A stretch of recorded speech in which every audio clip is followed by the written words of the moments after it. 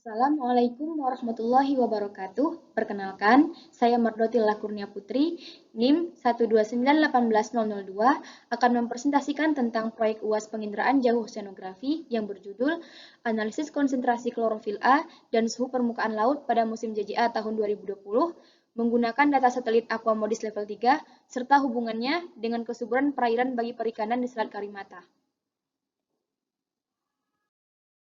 Outline dari presentasi ini, yang pertama ada pendahuluan, kedua teori dasar, yang ketiga metodologi, yang keempat ada hasil, kemudian ada kesimpulan dan daftar pustaka. Masuk ke bagian pertama, yaitu bagian pendahuluan, latar belakang dari pemilihan topik. Indonesia merupakan negara maritim yang memiliki banyak kepulauan dan juga kekayaan laut. Perairan dan laut Indonesia sangat kaya akan sumber daya perikanan. Berbagai jenis ikan tersebar di seluruh wilayah PPP Indonesia.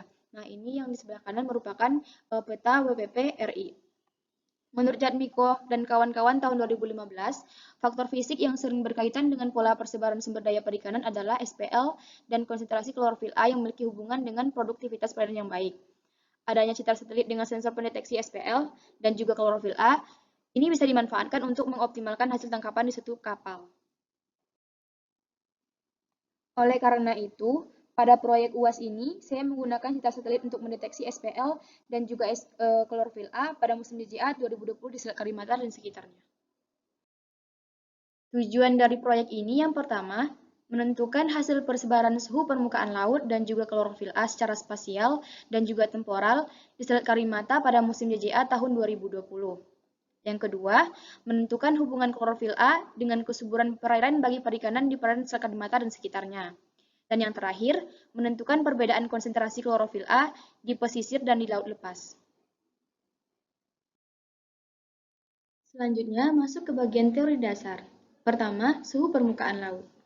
Suhu permukaan laut atau yang dikenal dengan SST merupakan suhu perairan yang memiliki jarak dekat dengan permukaan lautan. SPL juga digunakan sebagai indikasi penentuan kualitas suatu perairan.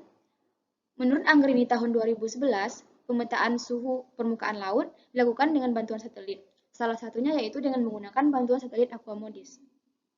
Selanjutnya yang kedua ada klorofil A. Klorofil merupakan pigmen pemberi warna hijau pada tumbuhan, alga, dan juga bakteri. Senyawa ini yang berperan dalam proses fotosintesis tumbuhan, misalnya dengan menyerap dan juga mengubah tenaga cahaya menjadi tenaga kimia. Klorofil A sendiri merupakan suatu senyawa kompleks antara magnesium dengan porfirin yang mengandung cincin V. Keempat atom nitrogennya dihubungkan secara ikatan. Warna yang tampak paling menonjol pada tumbuh-tumbuhan adalah warna hijau. Diluncurkan pada tahun 1999 menggunakan satelit Terra dan juga pada tahun 2002 menggunakan satelit Aqua. Instrumen yang disematkan pada Modis digunakan untuk mengamati proses fisis yang terjadi di atmosfer, daratan, dan juga di lautan. Satelit Aqua ataupun Terra Modis mengamati seluruh permukaan bumi setiap 1 hingga 2 hari, memperoleh data dalam 36 kanal spektral band. Oke, selanjutnya masuk ke bagian metodologi, yaitu bagian daerah kajian. Daerah kajian pada proyek ini yaitu di Selat Karimata dan juga sekitarnya. Nah, ini merupakan peta yang diambil dari Google Earth, yaitu daerah sekitar Selat Karimata dan sekitarnya. Nah, Selat Kalimata merupakan selat luas yang menghubungkan Laut Cina Selatan dan juga Laut Jawa. Selat ini terletak di antara Pulau Sumatera yang berada di baratnya dan juga Pulau Kalimantan yang berada di sebelah timurnya. Lebar selat ini sekitar 150 km yang diukur dari Kalimantan hingga Pulau Belitung. Selat Kalimata ini merupakan salah satu selat terbesar di Indonesia. Selanjutnya, metodologi bagian data.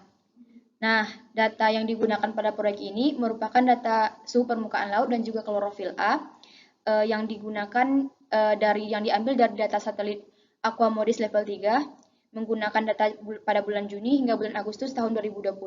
Datanya diunduh melalui web Ocean Color. Ini yang sebelah kiri merupakan tampilan dari web Ocean Color. Kemudian pengolahan datanya itu menggunakan SIDAS. Setelah kita mengatur warna pada peta, selanjutnya kita menambahkan grid koordinat dan juga color bar pada peta. Hal ini akan mempermudah kita dalam membaca peta. Selanjutnya akan dihasilkan hasil plot seperti ini, di mana di sini sudah terdapat grid koordinatnya.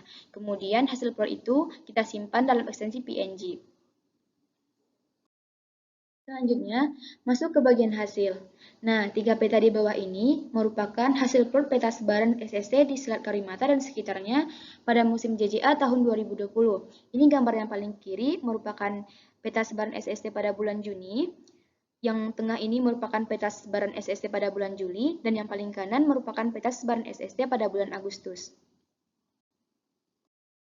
Jika dilihat secara temporal, terlihat bahwa perairan Selat Karimata pada bulan Juni, suhu permukaan lautnya lebih tinggi daripada pada bulan Juli dan juga pada bulan Agustus. Nah, ini kita lihat pada bulan Juni, yaitu suhu permukaan laut di Selat Karimata berkisar 30 derajat Celcius hingga 31 derajat Celcius. Sedangkan pada bulan Juli dan Agustus, rentang suhu permukaan lautnya yaitu 29 derajat Celcius hingga 31 derajat Celcius.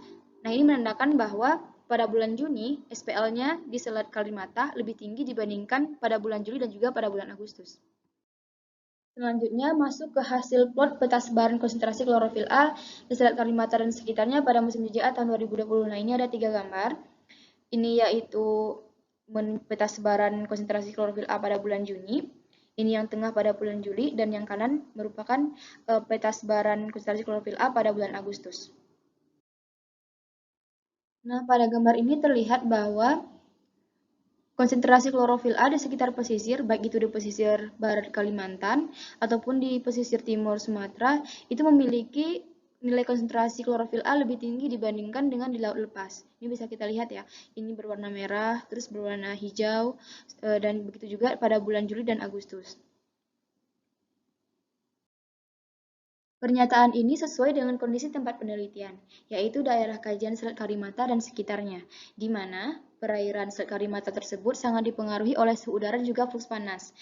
Selat Karimata keberadaannya itu tepat pada garis khatulistiwa, serta dipengaruhi oleh flux panas yang dihasilkan oleh kegiatan pertambangan. Sehingga, meskipun suatu hari terdapat klorofil A yang tinggi di sebuah titik tangkapan, maka belum tentu di titik tangkapan tersebut terdapat banyak ikan. Hal ini juga karena ikan masih bermigrasi untuk menuju titik tersebut.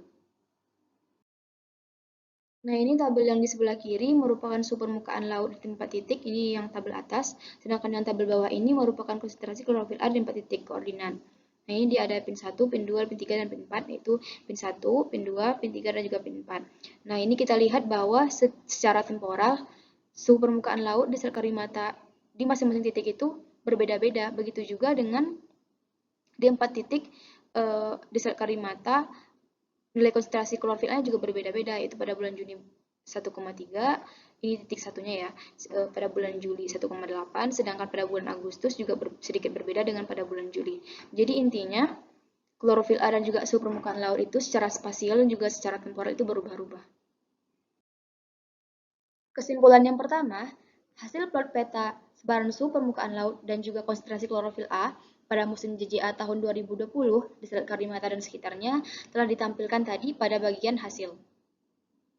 Kemudian, kesimpulan yang kedua, klorofil A dapat dijadikan sebagai parameter kesuburan di suatu laut. Jadi, semakin tinggi klorofil A di suatu perairan, hal ini menandakan bahwa semakin subur pula perairan tersebut karena klorofil A terdapat di fitoplankton, di mana fitoplankton dimakan oleh zooplankton, dan zooplankton ini dapat dijadikan sebagai makanan oleh ikan-ikan kecil. Sedangkan kesimpulan yang ketiga, konsentrasi klorofil A di wilayah pesisir lebih tinggi dibandingkan wilayah laut lepas. Hal ini karena dipengaruhi oleh adanya fenomena upwelling dan juga aktivitas manusia yang sangat rentan terjadi di sekitar wilayah pesisir. Selanjutnya, masuk ke bagian akhir dari presentasi kali ini, yaitu daftar pustaka yang saya gunakan, yaitu saya menggunakan 2 daftar pustaka sebagai bahan bacaan.